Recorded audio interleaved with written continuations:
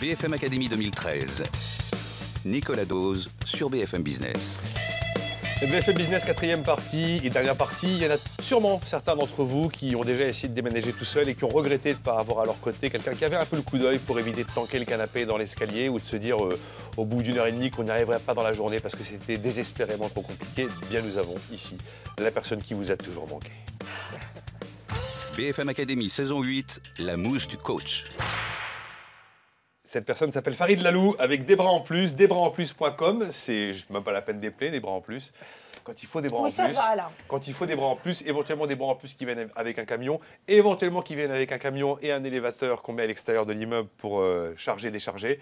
Eh bien voilà, c'est l'offre mise en place par Farid Lalou, par Massoud Ayati et par Zafar Bariali. Je les cite parce qu'ils sont totalement à égalité dans l'organigramme du dispositif. Ils sont là pour réaliser, ou vous aider ou réaliser vos déménagements, mais avec une offre hyper compétitive à la fois en termes de réactivité dans le temps. Ça va beaucoup plus vite et évidemment, les prix sont totalement imbattables et pourtant ils sont professionnels et ils ont tout ce qu'il faut pour vous le prouver avec des tests de satisfaction qui ont rapporté jusqu'à 98% de satisfaction. Que dire?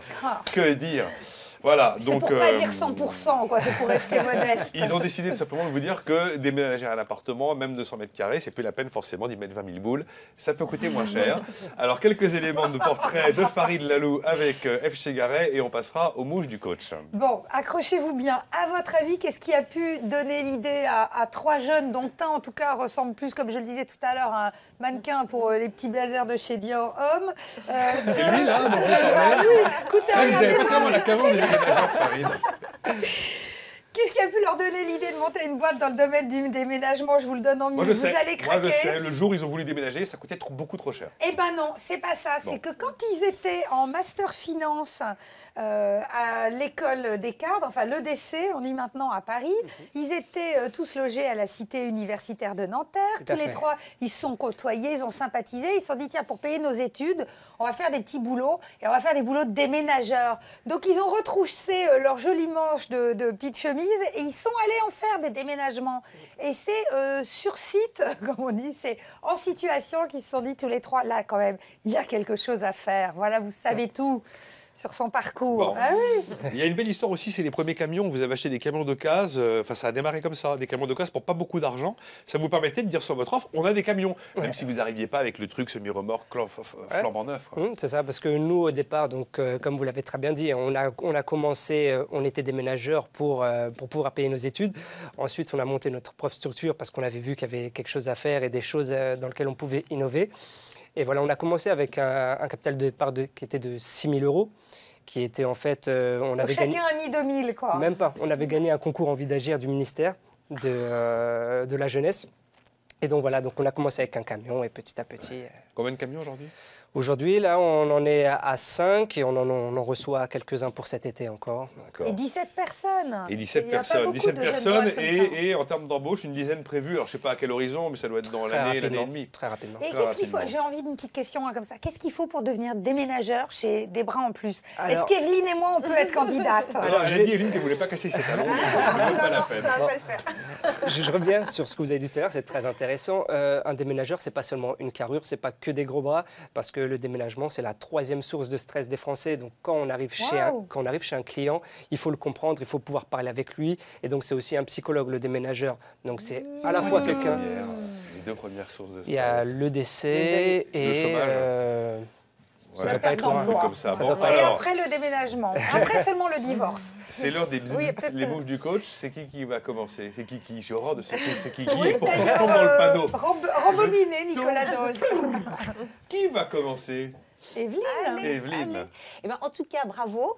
C'est vrai qu'on a deux marchés un peu traditionnels. On rénove des marchés classiques. Exactement. Donc ça, c'est plutôt pas mal. Pour une fois qu'on n'a pas de e-business, je suis assez contente. C'est super. En plus d'être trois jeunes, vous êtes mis, fallait oser, bravo. Moi, je suis allée sur votre site, je suis allée partout.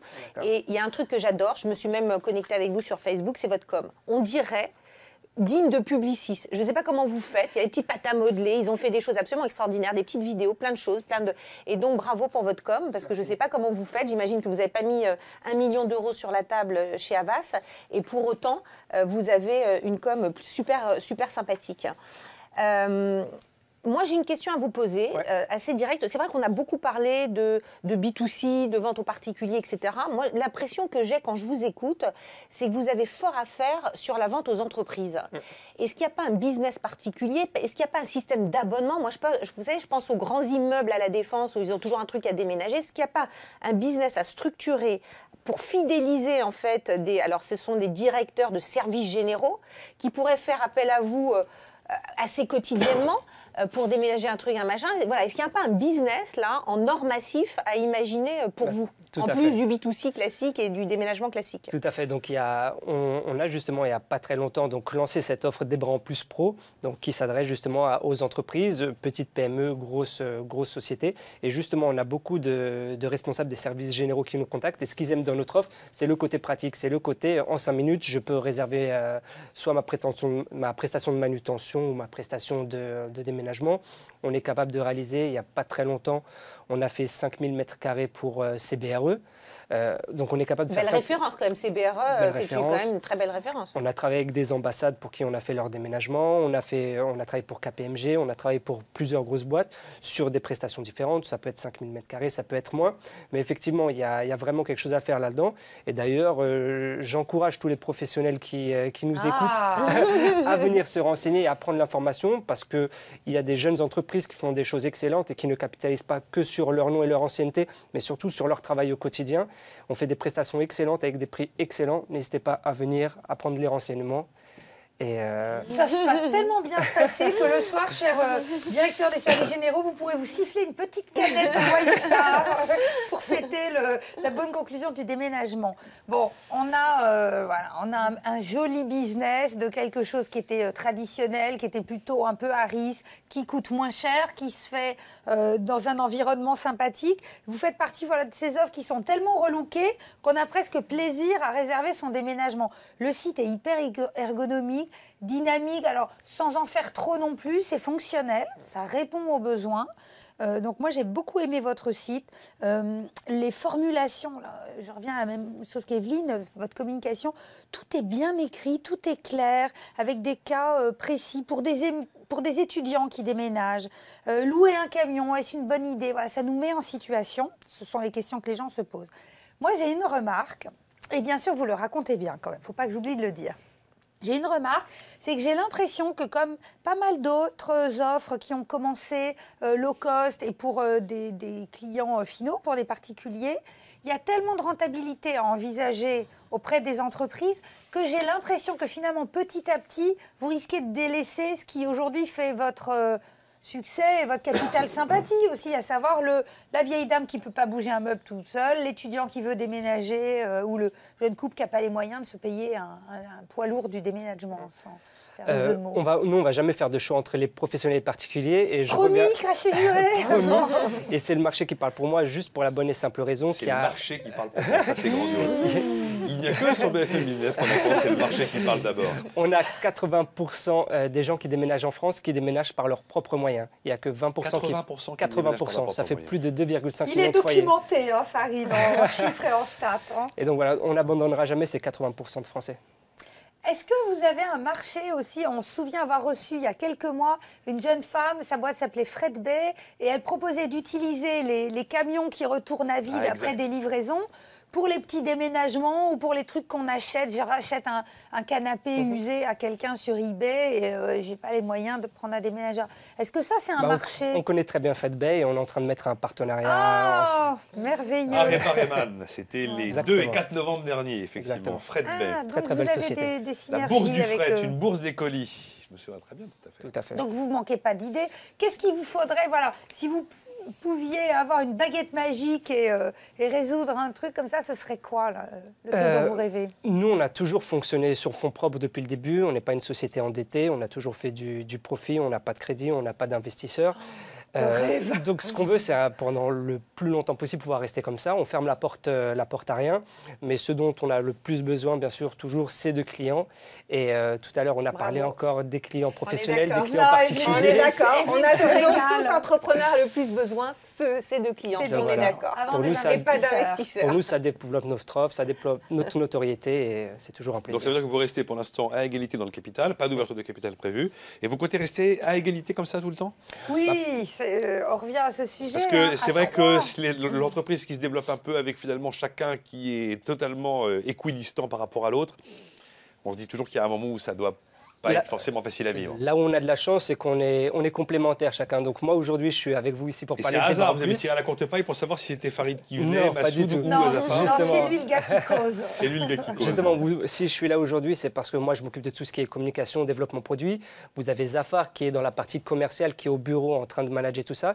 Et vous avez Massoud qui est sur le terrain en train de gérer les camions, les hommes et tout le reste. Donc voilà, donc on a chacun notre... Il est sur le terrain. Et vous entendez bien tous les trois, il n'y a jamais de friction, jamais de... Alors, c'est du business, donc chacun apporte ses idées. Chacun, on a un cahier comme ça de 200 pages rempli d'idées d'innovation. Et on essaie... Ah si, on a... Et le week-end, vous êtes copains? Vous continuez à sortir ensemble? Le week-end, la semaine... Vous voir en peinture, ils bossent le week-end aussi. On bosse le week-end aussi, mais non, tout se passe très bien et c'est ce qui fait plaisir. C'est peut-être mieux à 3 qu'à 2. En tout Pour cas, moi, c'est un chiffre impair. Entre nous, ça va très vite et les décisions se prennent très vite aussi.